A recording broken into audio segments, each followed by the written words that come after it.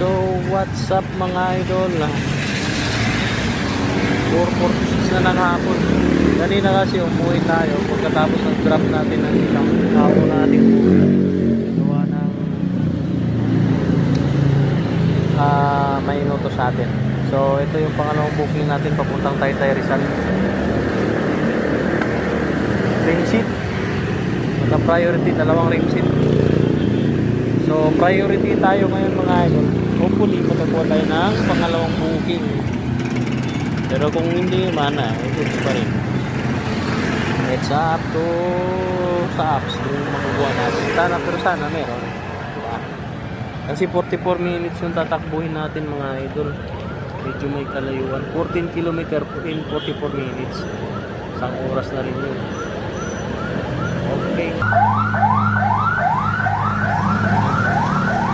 So, abante tayo mga idol para makakuha tayo ng ating booking. Basta magkapayan natin ito. Kasi talo tayo sa gas mga idol. Lakas ng hamon ng gas ng motor ko. Lahat ng kikitain natin naglakas sa gas.